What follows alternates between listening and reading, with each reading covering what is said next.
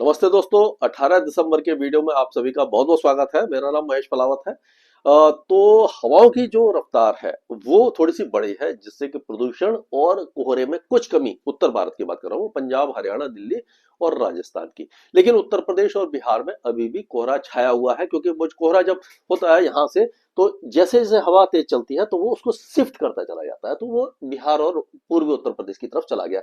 हवाएं देखिए काफी तेज से चल रही है। ये हमारा स्काईमेट का जो मैप है, लाइव मैप है, वहां पर आप देख सकते हैं। तो ये पूरी तरह से हवाएं चल रही है और यहाँ से देखिए इस तरह से ये घूम करके ये फिर से ये नॉर्थ ईस्टर्ली विंड है, नॉर्थ ईस्ट मानसून को एक्टिव करेगी। हालांकि बहुत ज्यादा एक्टिव नहीं हो रहा वो, और इस तरह से ये घूम रही है हवाएं। तो ये जो उत्तर भारत में गंगा के मैदानी क्षेत्रों में, मध्य भारत में जो हवा है वो थोड़ा सा तेज रहेंगी अगले 2-3 दिनों के दौरान। तो ये जो हमारा मैप है, इसमें ये जो लेयर आपको दिख रही है, यहाँ पे अगर आप क्लिक करेंगे, यहाँ पर करेंगे, तो ये जो इलाका है, तो यहाँ से आपको देखो automatic weather station, winds, lightning, radar, cloud, सारे चीजें आपको दिखाई दे जाएंगी। अगर मैं क्लाउड पे क्लिक करता हूँ तो आपको देखिए यहाँ पर बादल भी थोड़ी देर में यहाँ पर आते हुए दिखेंगे। ये जो इलाके हैं यहाँ पर बादल, मतलब कि ये जैसे जैसे आप क्लिक करेंगे उस तरह से आप इसमें देख सकते हैं। तो ये आज का जो मैप है इसमें हम बात करते हैं 18 तारीख को। जो हल्का वेस्टर्न डिस्टरबेंस है वो केवल पहाड़ों, ऊंचे पहाड़ों पर ही कुछ वेदर एक्टिविटी देगा। निचले इलाके जो है वो साफ रहेंगे। अब तमिलनाडु में भी बारिश की गतिविधियां लगभग थम गई, हालांकि अभी भी उत्तर पूर्वी दिशा से हवा चल रही है, लेकिन कोई कैसा, मतलब हवा ऊपर नहीं उठ रही, कोई ट्रफ वगैरह या इस तरह से कोई सिस्टम नहीं है। इसीलिए ये केवल सूखी हवा आएगी, मतलब नमी वाली हवा तो आएगी, बादल वगैरह बनाएगी, लेकिन बारिश की संभावना बहुत ज्यादा कम होती दिख रही है। और अगर इसके आगे हम चलते हैं, ये तो हमने देखा 18 तारीख का आज का। अगर 19 तारीख की बात करते हैं तो वेस्टर्न डिस्टर्बेंस निकल चुका होगा, लेकिन 20 तारीख को जो दूसरा वेस्टर्न डिस्टर्बेंस आएगा वो आप देखिए। ये 20 तारीख को ये पूरे इलाके में, अफगानिस्तान, इराक और पाकिस्तान, यहाँ तक पूरे इलाके में ये जो वेस्टर्न डिस्टर्बेंस वैसे ऊपर है काफी, लेकिन इसका असर जो है वो निचले इलाकों में आपको दिखाई देता। एक हिस्ट्री की ट्रफ जैसी बन रही है जो मध्य पाकिस्तान से लेकर के ये बलूचिस्तान तक जा रही है। तो बलूचिस्तान में भी बारिश की संभावना है, लेकिन सिंध और दक्षिणी पंजाब जो है पाकिस्तान का, वो सूखा रहेगा। यानी कि कराची, नवाबशाह, जोर, बादिन, हैदराबाद, बहावलपुर, ये सारे इलाके सूखे रहने वाले हैं। और लेकिन अगर हम अपने पहाड़ों की बात करें तो यहाँ पर गिलगित बाल्टिस्तान, मुजफ्फराबाद, लद्दाख, हिमाचल और उत्तराखंड के ऊंचे पहाड़ों पर 20 तारीख को बारिश होगी। 21 तारीख को और ज्यादा, ये मैंने जो पहला मैप था उसका ये थोड़ा सा बना हुआ है, तो उसमें भी बारिश की संभावना हमें दिखाई दे रही है। तो यानी 20 और 21 और 22 तारीख तक यहाँ पर स्नोफॉल की संभावना हमें बनती दिखाई दे रही है। अब अगर हम पहाड़ों से शुरुआत करें इस वीडियो की, तो आज हम देख रहे हैं 18 तारीख को जो गिलगिट बाल्टिस्तान है और ये चिलास है, लद्दाख है, यहाँ पर स्नोफॉल वगैरह हो सकता है। बाकी इलाके कुपवारा, बादीपुर, गंदरबल, बदगांव, पुलवामा, अजंता, ये सारे इलाके सूखे रहेंगे। 19 तारीख को भी सूखे रहेंगे, लेकिन 20 तारीख को हमें उम्मीद ये दिखाई दे रही है कि ये जो बारिश की गतिविधियां हैं ये पूरे इलाके को कवर कर जाएंगी। श्रीनगर और जो आपका कुलगाम या पुलवामा, कारगिल, अनंतनाग, ये सारे इलाकों में भी बारिश और स्नोफॉल की संभावना दिखाई दे रही है। यानी श्रीनगर में काफी दिनों के बाद स्नोफॉल होने की संभावना नजर आ रही है। लेकिन जम्मू, संभा, कठुआ, उधमपुर, डोडा, रामबन, रियासी, राजौरी, ये जो इलाके हैं यहाँ पर अच्छी बारिश की संभावना 20, 21 और 22 तारीख को दिखाई दे रही है। अगर हम हिमाचल की बात करते हैं तो यहाँ पर आज तो कुछ भी वेदर एक्टिविटी नहीं है, कल भी नहीं है, यानी 18-19 को तो नहीं है। लेकिन ये जो इलाके हैं इसमें हम देखेंगे कि आपका ये चंबा, लाहौल स्पीति, कांगड़ा, कुल्लू और ये जो इलाके हैं यहाँ पर स्नोफॉल हो जाएगा 20, 21 और 22 तारीख को ऊपर ऊंचे वाले पहाड़ों पर। धर्मशाला और मंडी, हमीरपुर, ये जो इलाके हैं, कुल्लू, किन्नौर, शिमला, यहाँ पर बारिश की संभावना है। शिमला में अभी फिलहाल स्नोफॉल की संभावना हमें दिखाई नहीं दे रही है, तो यहाँ पर बारिश रहेगी, 22 तारीख तक रह सकती है, उसके बाद मौसम फिर से साफ हो जाएगा। जो निचले इलाके हैं जैसे कि मसूरी, नैनीताल और ये माफ कीजिएगा हमीरपुर, बिलासपुर, सोलन, यहाँ पर भी बारिश की संभावना बनती दिखाई दे रही है। उत्तराखंड में ऐसा लग रहा है कि 20 तारीख को केवल जो उत्तरकाशी है यहाँ पर कुछ वेदर एक्टिविटी होगी।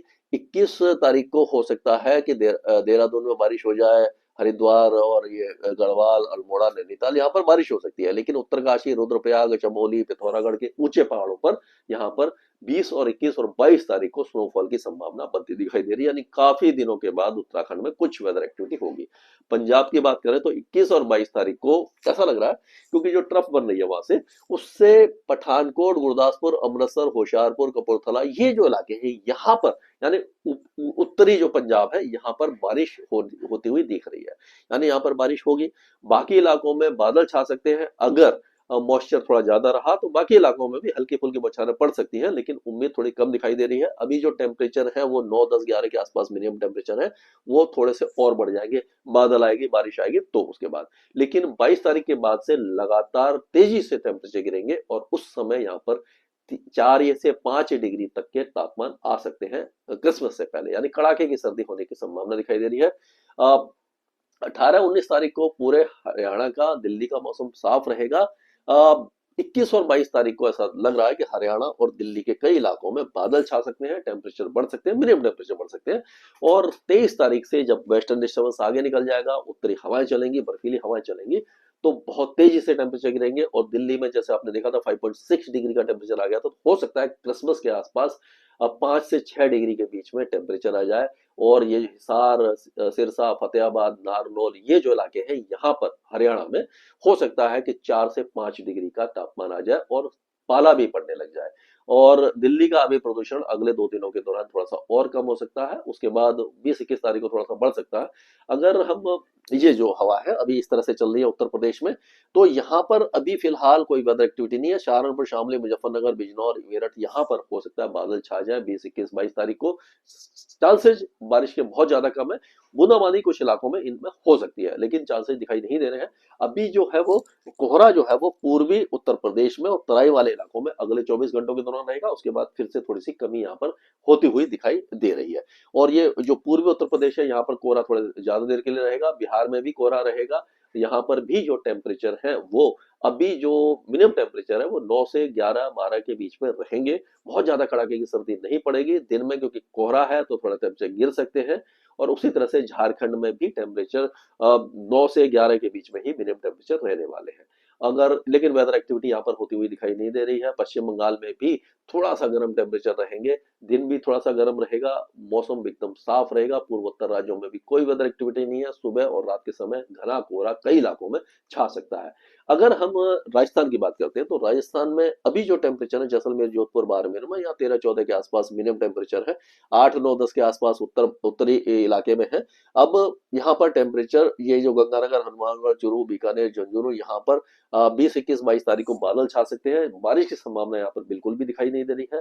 23 तारीख से या 22 तारीख की रात से ही जब हवाएं चलेंगी तो गंगानगर, हनुमानगढ़, चूरू, जैसलमेर, जोधपुर, बाड़मेर, नागौर, सिरोही, पाली, यहाँ पर टेम्परेचर गिरेंगे। और 23 तारीख से झुंझुनू, अलवर, भरतपुर, दौसा, करौली, टोंक, बूंदी, कोटा, बारा, झालावाड़, यहाँ पर भी तेजी से टेम्परेचर गिरेंगे, कड़ाके की सर्दी आ जाएगी। लेकिन कई भाई पूछते हैं कि यहाँ पर बारिश होगी, वहां पर होगी, लेकिन मैं आपको बताऊं कि हरियाणा, दिल्ली, उत्तर प्रदेश, बिहार, झारखंड, मध्य प्रदेश, छत्तीसगढ़, गुजरात और महाराष्ट्र में अभी फिलहाल अगले हफ्ते तक कोई भी बारिश दिखाई नहीं देने वाली है। तो मध्य प्रदेश की बात करते हैं, तो मध्य प्रदेश में भी जो अभी टेम्परेचर है वो, जो पूर्वी मध्य प्रदेश में है 7 8 9 10 के आसपास दिखाई दे रहे हैं मिनिमम टेम्परेचर। और ये पश्चिमी मध्य प्रदेश में भी 8 से 11 के बीच में टेम्परेचर, मिनिमम टेम्परेचर बने रहेंगे। लेकिन 22 23 तारीख से यहाँ पर टेम्परेचर तेजी से गिरेंगे। और उसी तरह से छत्तीसगढ़ में अभी कोई वेदर एक्टिविटी नहीं है, यहाँ पर भी 23 तारीख से बहुत ज्यादा कड़ाके की सर्दी पड़ने वाली है सारे इलाकों में।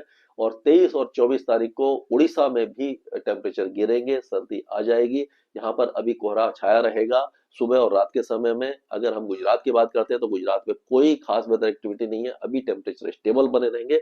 22 तारीख से जो temperature run of Kutch, Banaskantha, Patan, Surendranagar, Jamnagar, Morbi, ये सारे इलाकों गिरेंगे। 23 तारीख से जो है वो सबरकांठा, अरवली, महिसागर, दाहोद, पंचमहल, खेड़ा, बड़ोदरा, छोटाउदेपुर, ये सारे इलाकों यानी कि पूर्वी इलाके के गिरेंगे।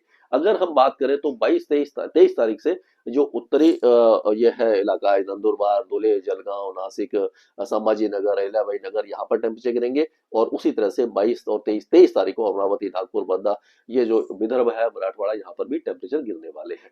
और मुंबई में भी 23 तारीख से टेम्परेचर गिरेंगे, यानी कि सर्दी आ जाएगी। और अगर तेलंगाना की बात करें, तो आज कल में यहाँ पर कहीं पर कोल्ड वेव आ सकती है, टेम्परेचर फिर से बढ़ेंगे। 23 तारीख से यहाँ पर भी जो उत्तरी हवाएं हैं, बर्फीली हवाओं का असर दिखाई देगा, मौसम साफ रहेगा, लेकिन यहाँ पर भी कड़ाके की सर्दी हो हो सकती है। आंध्र प्रदेश में कोई वेदर एक्टिविटी नहीं है, पूरी तरह से मौसम साफ रहेगा। कर्नाटक का भी मौसम पूरा साफ रहेगा। केरल और तमिलनाडु में भी अभी फिलहाल कोई भी मौसमी गतिविधि आपको दिखाई नहीं देने वाली है। अंडमान और निकोबार में हल्की बारिश होगी और लक्षद्वीप का मौसम शुष्क और साफ बना रह सकता है। तो ये था अभी तक का वेदर अपडेट स्काईमेट वेदर में अभी के लिए।